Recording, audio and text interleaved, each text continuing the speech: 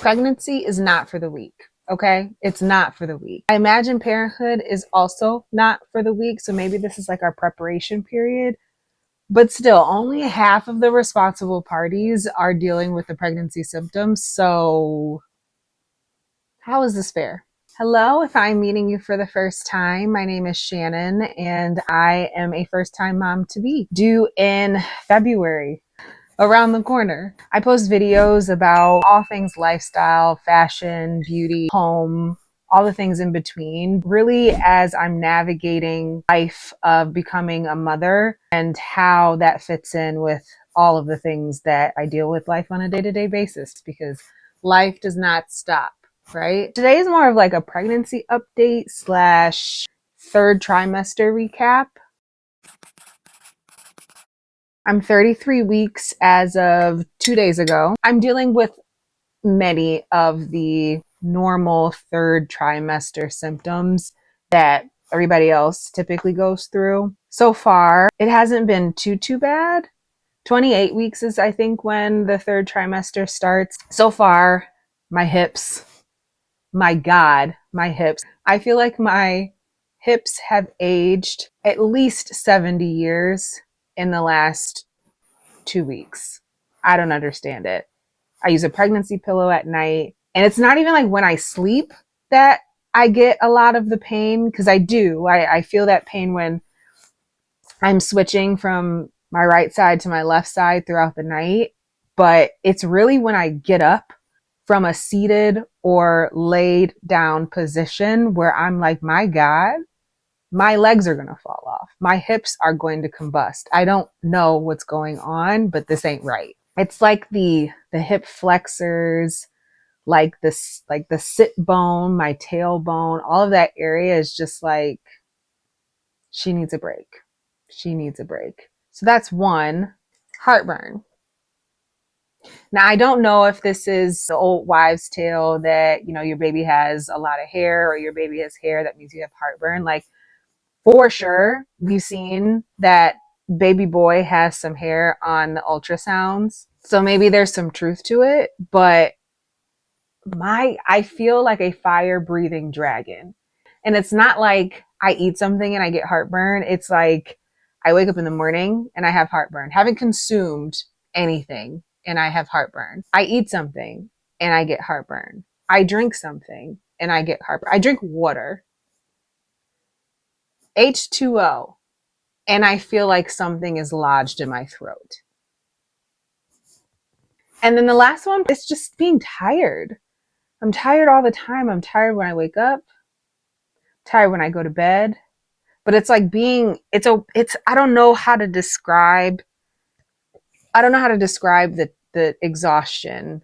And I hate to call it exhaustion because I feel like I've been more tired, but I just haven't been so tired after a full night's rest. Like, I'll wake up in the morning, slept for majority of the night, gotten up maybe once to go to the bathroom, but I've slept the majority of the night, and I wake up feeling as if I got hit by a bus.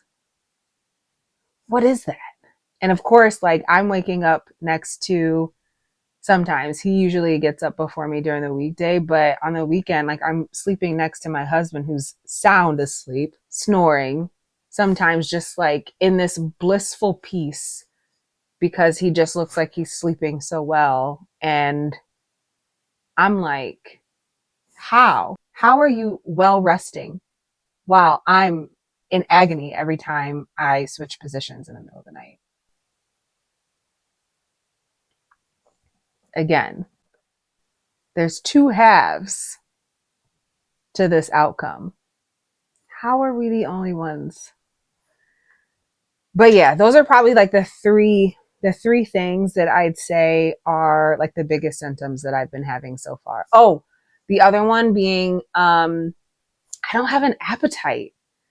And I feel like because this baby is sitting at this point so high, like, I had an ultrasound today and literally she had to put the gel all the way up here where where the bottom of my boob sits because his feet were up so high. And she asked me, "Do you even have an appetite anymore?" No, I don't have an appetite anymore because I feel like my stomach is always full. It's always squished. Like there's no room for anything. I can't breathe. I can breathe. Let's be real. I can breathe, but I feel like I always have to catch my breath because I, I can't get like a full gasp of air. It's like I'm always just a little shy of oxygen. But yeah, between the breathing and the low appetite or when I eat, like I don't really feel like eating, but I eat obviously because I have to eat for two people and not like the eat for two, like I'm eating double, but like I like genuinely need to consume nutrients. I'm eating and I get like a couple bites in and I'm just like, this ain't it. I don't want this anymore. I'm not hungry. The only thing that I can like truly sit down and consume is like sparkling water. That's really like my jam. Everything else just sounds like meh, except pizza. I can make room for pizza. But anyway, those are really all the symptoms that I've had so far. And like I said, I'm 33 weeks, so there's plenty of room between now and when the baby's born to get more, but it's just how we're feeling today. But to maybe take a step back to talk about the status of my pregnancy, I won't go into too much detail about each individual, I don't know, qualm that we're going through these days. I did make a video on that already that I was rather emotional about, so we won't get too deep into it today, but I'll link that video if you want to see it. But there were a few things that during my anatomy scan that they found that have kind of trickled into the experience that I'm having today and will possibly impact the type of delivery experience that I want to have. So one, the umbilical cord, they found during the anatomy scan that the umbilical cord was marginally inserted into the placenta. So it's like off center. Because of that, they wanted to make sure that they were seeing, I was getting an ultrasound every 4 weeks. So typically like during pregnancy, which was news to me, mind you, but during pregnancy, they give you a ultrasound when you first find out that you're pregnant to confirm that you're pregnant. So that's like at the 8 to 10 week mark. Then you get an ultrasound at the 20 week mark for your anatomy scan. And then if everything's Gucci, you don't see that baby again until you deliver your child. Again, news to me. I just assumed that I would get to see baby every time, every appointment. And maybe things are different, a little bit different for each, OB or each doctor's office, but I have to go specifically because of the marginal cord. I have to go in to a separate facility in the hospital for us, which is it's not far. It's in the same place that we'll give birth, but I have to go to the hospital and get the like legit anatomy scan every 4 weeks to make sure that he's growing appropriately, which he has been. Like everything's been great, but they do it just to like as a precaution because again, the cord is not inserted in the center. I don't know. Google it because your girl just knows what she found on Google and what they said at the doctor's office. We're playing telephone here. The second thing that they found during the anatomy scan was that I have placenta previa. That just means that the placenta is completely covering the opening of the cervix. So the opening of the cervix is the birth canal. So that's where the baby comes out of and then through the vagina. So because the placenta is completely covering the cervix, there's no way for baby to get out. I also, outside of the every 4 weeks going to get the ultrasound, I also at the 28-week mark and then at the 32-week mark, they wanted to check to see if the placenta had moved. In most cases, it moves.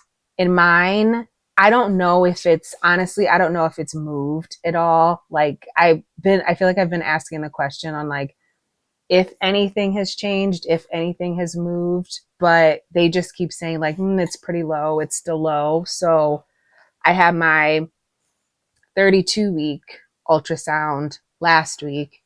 And of course, it's sitting where it's sitting. It's covering the cervix. So at this point, they are thinking we'll have to go ahead and do a C-section. Taking a step back, I have always wanted and dreamed of having a natural birth, low intervention, just me, my baby love, and my husband, and the support people in the room just hanging out. Of course, I'm going through the motions right now, but I know obviously the experience of going through labor and delivering is much more intense than what I'm speaking to right now. But at a high level, I just wanted it to be the key people in the room, us left alone, preferably me laboring as much as possible at home, going into the hospital, delivering my beautiful baby, and that be it. Hearing during these appointments that I've been having that it's likely that this placenta is just where it's at. That means that I'll have to have a C-section. And because the placenta again is covering the cervix, if I went into labor on my own, what it means to go into labor is that like the cervix is opening. When the cervix opens and the placenta is attached to it, it will essentially detach. And what they're worried about is excess bleeding and hemorrhaging, which is not good for me. And it's definitely not good for my sons. That's why they prefer to, one, make sure you get a C-section, but then two, they try to do it between the 36 and 37 week mark, which again, I'm 33 weeks, which means that that's coming up pretty quick. I did confirm with my doctor that 37 weeks we were okay to do 37 weeks. And honestly, like I understand the risks of going into labor on my own. And if the placenta is where it's at, I don't want that to happen because I don't want obviously to risk the safety of baby boy or myself. But I also want to push it to the limit if we can at that 37 week mark, just to give myself much opportunity as possible to like let him grow, let him stay in there as long as possible, and possibly even have my uterus stretch out even more to see if maybe it moves. So they're not going to cut me open until they've checked to see where the placenta is at. So I'm continuing to pray and send all the good vibes out there. There's plenty of people who are going through the same thing that I'm going through right now. And I continue just to hope and pray and send out the good vibes for myself and everybody out there who's going through a similar experience, because it's heartbreaking when you're hoping for a certain experience, especially for my first one. I'm going into it with expectations, which is obviously, a whole other thing, because you can't go into it with expectations of things going exactly the way that you want them to go or plan for them to go. Something is going to come up where plans change, but this is a drastic one. So I hope and I pray and I send love to my womb that things will be different, because again, I want him to be able to stay in there as long as possible and come when he's ready. And I feel like placenta previa is robbing us of that, but I try not to put too much energy into the things that I can't control, as hard as it is for me not to do. But yeah, that's where we sit. So during my 32-week scan last week, I also found out levels of amniotic fluid are higher than what they would prefer. There's two ways of them measuring. They did both. One, I was in the normal range. The other one, it was a little high. So because of that, now I have to get an ultrasound every week up until I give birth, until I'm able to, I think, have two normal readings in a row. So I had my first one today. It was normal. which I expected it to be. I don't know. I feel like let me not. I'm sure the doctors are doing everything the right way. They're just taking precaution, but I don't know. When they talk about the reasons why or the causes for some of these roadblocks when it comes to my pregnancy, like they say, for placenta previa, it's like over the age of 35, multiple pregnancies, multiples, like twins or something like that, drinking alcohol and doing cocaine, like specifically says that in documentation that don't apply to me. Yet here we are. And then with this fluid, the amniotic fluid, she also mentioned, they typically see that in gestational diabetes. I don't have it. So here we are. I don't know. Again, things are meant to happen the way that they're meant to happen. So I look at it as a blessing in disguise because I get to see my baby a lot more than I was thinking in the very beginning that I would see him. It's been nice to be able to put a face to, I was going to say a name, but he doesn't have a name yet. We don't have a name yet. So that's what we're looking like so far. I don't know if he's going to come at 37 weeks and I have this C-section, or the stars will align and I'll get to birth naturally and have him come whenever he's ready. But ultimately, I'm just preparing for the worst. And the worst in this scenario is delivering early at 37 weeks, having to get a C-section. So that's a case where, just trying to make sure that we're prepping the house and getting his nursery together and buying all the products that he'll need, that I'll need, postpartum products. Again, I don't know if we're preparing for a vaginal birth or if we're preparing for a C-section. I may end up just getting everything for everything, and then what doesn't get used or isn't needed, I can take back. But that's just what we've been focusing on the last week or so.